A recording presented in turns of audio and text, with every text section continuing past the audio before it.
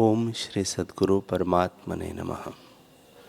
श्री योग वशिष्ठ महारामायण निर्वाण प्रकरण सर्ग 262। श्री वशिष्ठ जी बोले, हे रामचंद्र जी,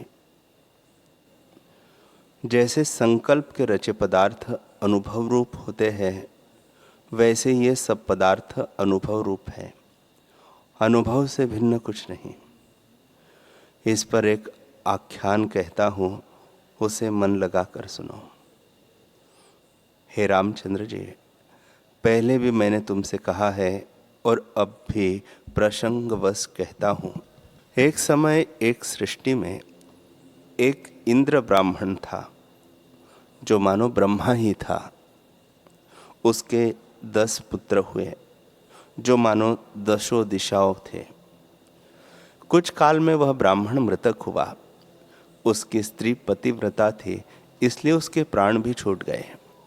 जैसे दिन के पीछे संध्या आ जाती है, तब उन पुत्रों ने यथाशास्त्र क्रम से उनकी क्रिया की और फिर एक पहाड़ की कंदरा में पहुँचे और फिर विचारने लगे कि किसी प्रकार हम ऊंचे पद को पावे।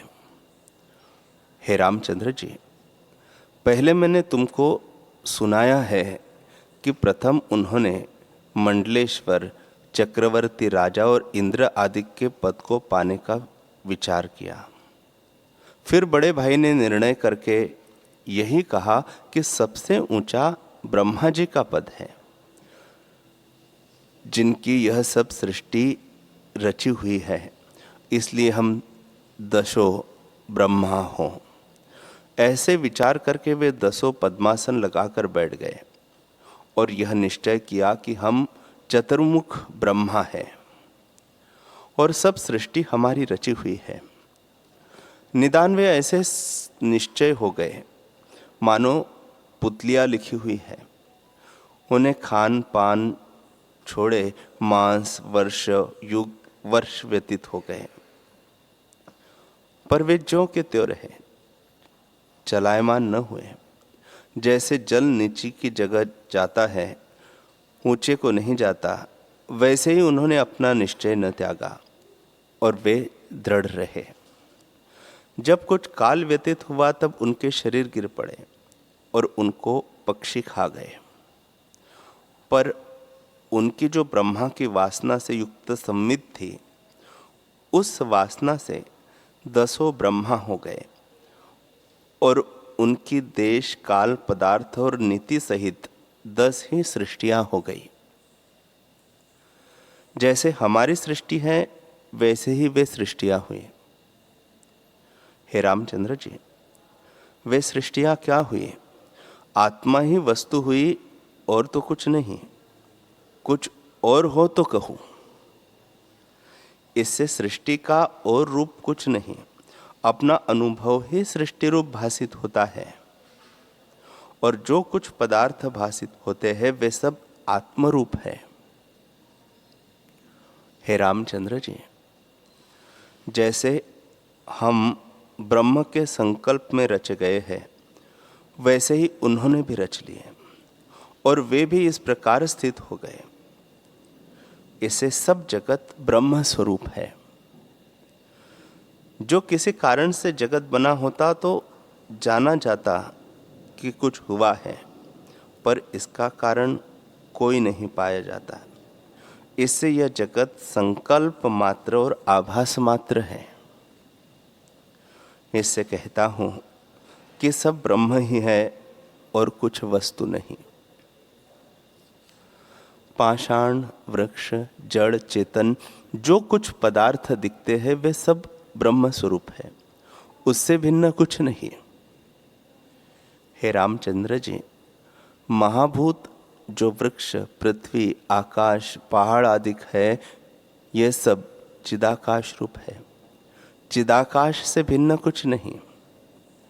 जैसे इंद्र के पुत्र एक से अनेक हो गए, वैसे ही यह सृष्टि भी एक से अनेक हुई है और प्रलय में अनेक से एक हो जाती है। जैसे एक तुम स्वप्न में अनेक हो जाते हो और सुषुप्ति में अनेक से एक हो जाते हो, वैसे यह जगत भी जानो।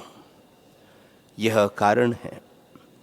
यदि इसे सकारण भी मानिए तो आत्मा रूपी कुम्हार है, संकल्प चक्र है और अनुभव चैतन्य रूपी घट उससे उपजते हैं। आभास भी वही है, कुछ दूसरी वस्तु नहीं। यह सब जगत वही रूप है। जैसे इंद्र ब्राह्मण के पुत्रों को अपने अनुभव ही से सृष्टि प्रकट हुई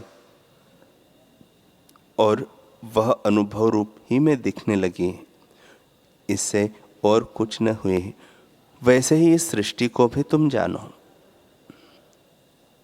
हे रामचंद्र जी, घट, वृक्ष, पृथ्वी, जल, अग्नि, वायु सब चैतन्य रूप है, चैतन्य से भिन्न कुछ नहीं।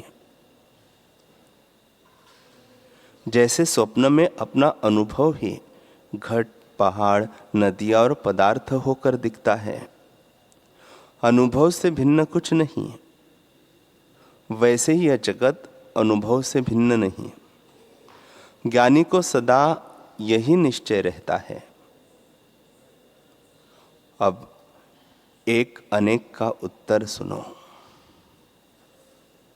हे रामचंद्र जी, जैसे मनोराज्य में एक से अनेक हो जाते हैं और अनेक से एक हो जाता है, एवं चैतन्य से जड़ हो जाता है, पर जड़ कोई पदार्थ नहीं भासित होता, सब पदार्थ चैतन्य रूप है। जहाँ अंतःकरण प्रकट होता है वह चैतन्य भासित होता है, और जहाँ अंतःकरण नहीं मिलता वह जड़ दिखता है।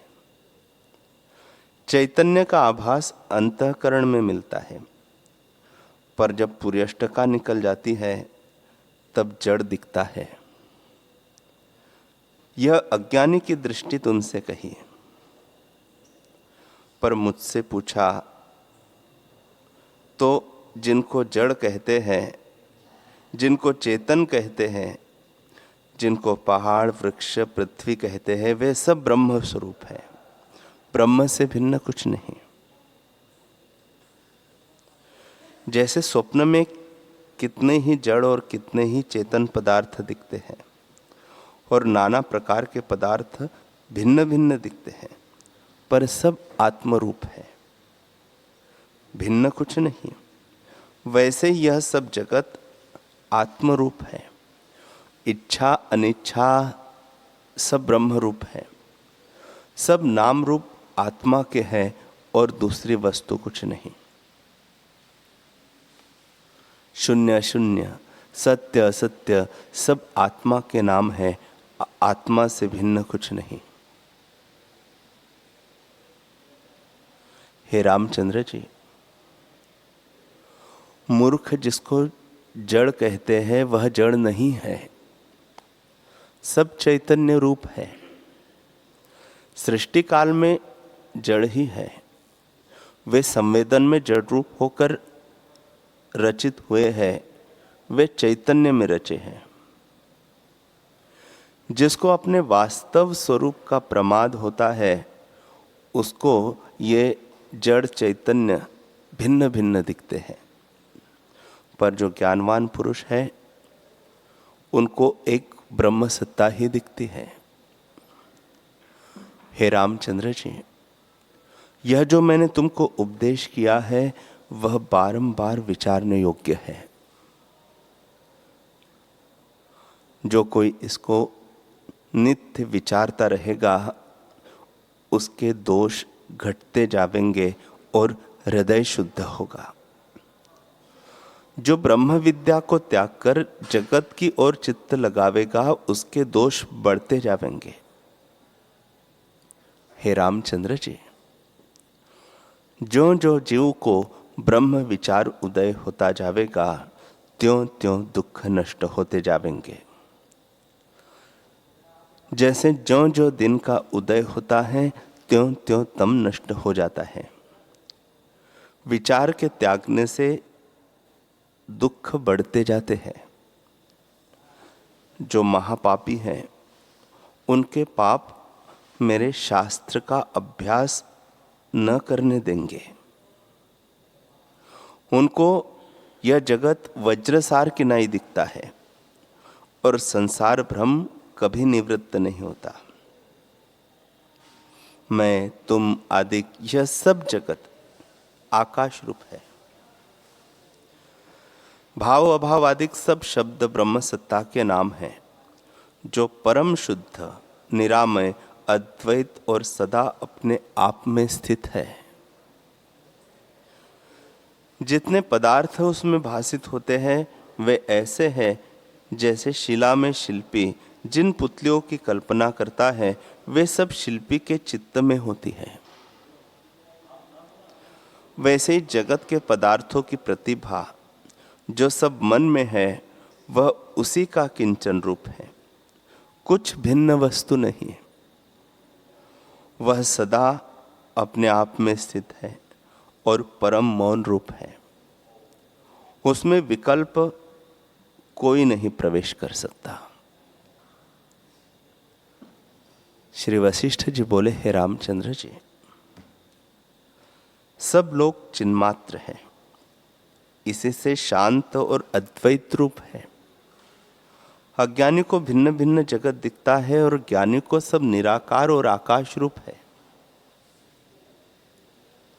आकार कुछ बने नहीं, आत्मसत्ता निराकार है और वही परम शुद्ध सत्ता इस प्रकार दिखती है।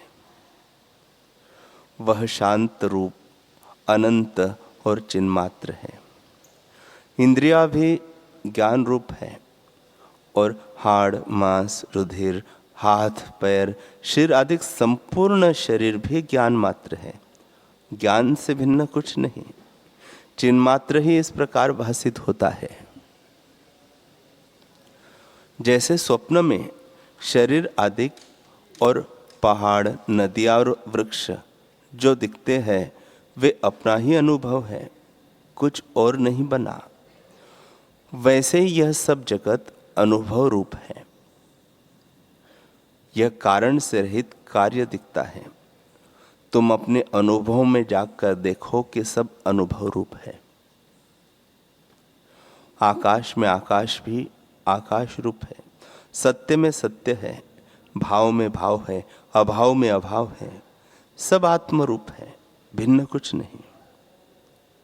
जो तुम कहो कि वस्तु कारण ही से उत्पन्न होती है सो सत्य होती है, परंतु जगत का कारण कहीं नहीं मिलता, इससे यह मिथ्या है।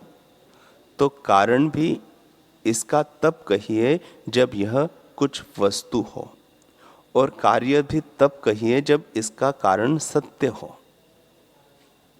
हे रामचंद्र जी, ब्रह्म सत्ता तो न किसी का समवायक कारण है न किसी का निमित्त कारण है। वह तो केवल अच्युत है, इसी से समवायक कारण भी नहीं, और अद्वैत है, इससे निमित्त कारण भी नहीं। वह तो सब इच्छाओं से रहित है, उसको किसका कारण कहिए? और जब कारण ही नहीं तो कार्य किसका हो? इससे सब जगत जो दिखता है वह आभास मात्र है, उसी ब्रह्म सत्ता का नाम जगत है। जैसे निद्रा एक है और उसके दो रूप हैं, एक स्वप्न और दूसरा सुषुप्ति। स्फुरण रूप का नाम स्वप्न स्फुरण है और न फुरने के रूप का नाम सुषुप्ति है। वैसे ही चैतन्य के भी दो स्वरूप है। स्फुरण रूप चैतन्य का नाम जगत है और न फुरने वाले का नाम ब्रह्म है। जैसे एक ही वायु के चलना और ठहरना दो पर्याय हैं। जब चलती है तब देखने में आती है और जब ठहरती है तब अलक्ष्य हो जाती है और शब्द का विषय नहीं होती। वैसे ही स्फुरण रहित ब्रह्म सत्ता में शब्द की प्रवृत्ति नहीं होती। जब फुर्ती है तब दृष्टा, दर्शन और दृश्य त्रिपुटी रूप होकर भासित होती है और एक से अनेक रूप होकर भासित होती है। अनेक से एक रूप है। जैसे एक ही जल, नदी, नाला, तालाब आदि भिन्न भिन्न संज्ञा पाता है और जब समुद्र में मिलता है तब एक रूप दिखता है। एवं जैसे एक ही काल के दिन, मास, वर्ष, युग, कल्प, घड़ी, मुहूर्त आदि बहुत नाम होते हैं, परंतु काल तो एक ही है। एक मृत्तिका की सेना के हाथी, घोड़े आदि बहुत नाम होते हैं, परंतु मृत्तिका तो एक ही है। एक वृक्ष के फूल, फल, टास, पत्ते आदि भिन्न भिन्न नाम होते हैं, परंतु वृक्ष तो एक ही है। एक जल के तरंग, बुलबुले, आवर्त, फेन आदि नाम होते हैं, परंतु जल तो एक ही है। वैसे ही परमात्मा में जगत अनेक नाम रूप पाता है, परंतु सदा एक ही रूप है।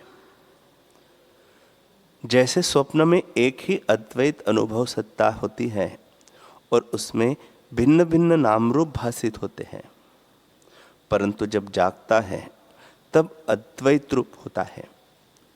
वैसे यह जगत भी भिन्न भिन्न नाम रूप से भासित होता है, परंतु आत्मसत्ता एक ही है।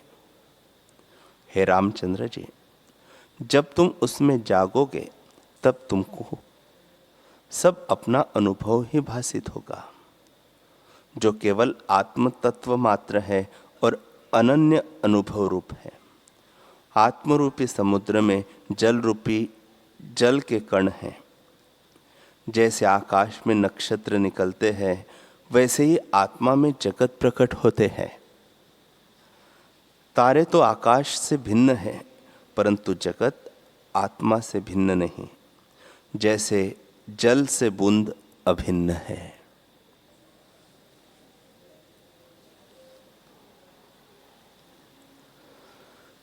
हरि ओम।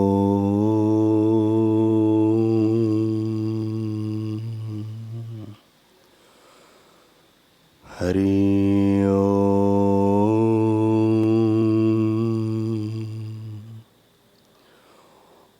ओम सहना भवतु सहनौ भुनक्तु सह वीर्यं करवावहै तेजस्विनावधीतमस्तु मा विद्विषावहै। ओम शांति शांति शांति। श्री सद्गुरुदेव भगवान की जय।